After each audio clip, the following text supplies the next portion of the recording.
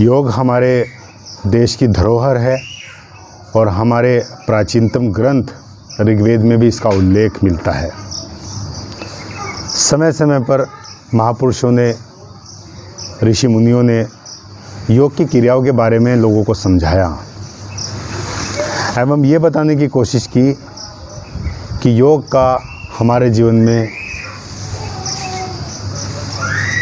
कितना महत्वपूर्ण कार्य है और उम्मीद करते हैं कि आपकी काया को निरोगी करने के लिए योग के कुछ आसन आप इंटरनेट के माध्यम से या मेरे चैनल के माध्यम से देखकर आप उन योग क्रियाओं को अपने घर में प्रारंभ करके अपने शरीर को निरोगी बना सकते हैं।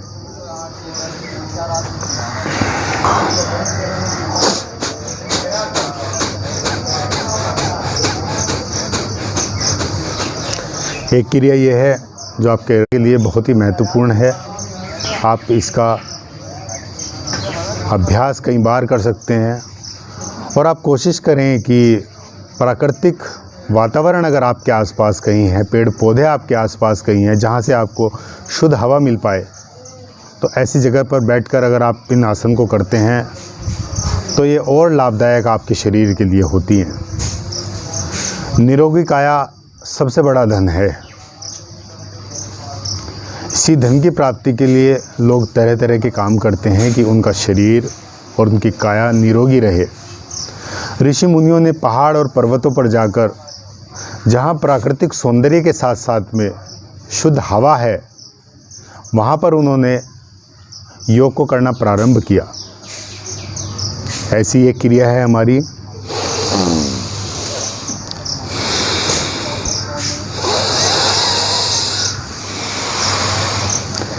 एक नाक से आपको सांस लेनी है, फिर आपको दूसरा नाक बंद करना है और दूसरे वाले नाक से फिर आपको वो वायु जो आपके पास है उसको वापस छोड़ना है वातावरण में। एक और बड़ा अच्छा आसन है। आप अपने दोनों हाथ ज़मीन पर रखिए। कोशिश कीजिए कि दोनों हाथों के बीच में लगभग एक हाथ का फासला हो। अपनी कोहनियों के मदद से अपने घुटनों को अपनी कोहनियों पर टेकना है और कोशिश करिएगा। अभ्यास जब आप प्रारंभ करेंगे थोड़ी मुश्किल आ सकती है, परंतु इस आसन का अगर आप अभ्यास करते हैं तो आपका पेट सदैव सही रहेगा, आपकी पाचन क्रिया सदैव सही रहेगी और आपको किसी भी प्रकार की औषधि की आवश्यकता नहीं पड़ेगी।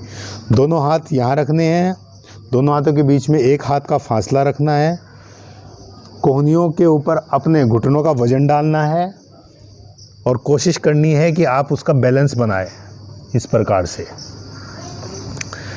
इसको जितनी ज़्यादा देर हो सकता है आप इसको करके रखिए और बैलेंस बनाने के साथ साथ में अगर आप अपनी गर्दन को सामने की तरफ देखते हैं तो इस अभ्यास में और अच्छे से परिपूर्णता आती है।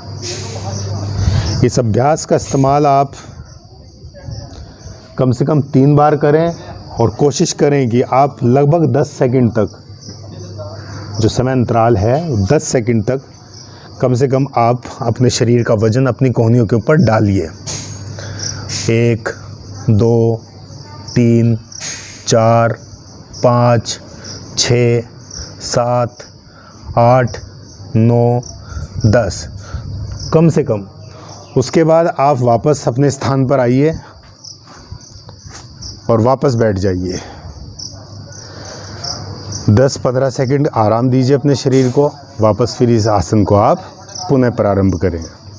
तो इसी प्रकार से आप लगातार इस तरह के आसन को कर कर अपनी काया को निरोगी बना सकते हैं।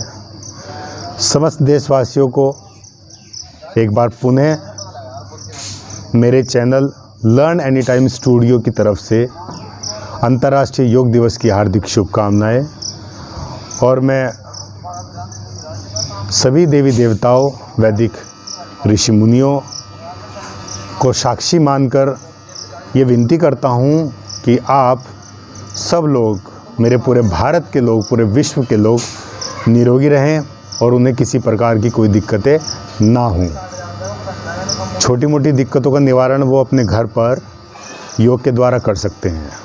पुनः एक बार धन्यवाद। और आप लोगों ने अगर मेरे चैनल को अभी तक सब्सक्राइब नहीं किया है तो लर्न एनी टाइम स्टूडियो के चैनल पर जाकर उसको सब्सक्राइब करें, बेल आइकन को प्रेस करें, ताकि नए और जितने भी हमारे नए वीडियोस हम अपलोड करते हैं वो आपको मिलें और आप उनका पूर्ण रूप से फ़ायदा उठा पाएँ। एक बार फिर अंतर्राष्ट्रीय योग दिवस की बहुत बहुत शुभकामनाएं।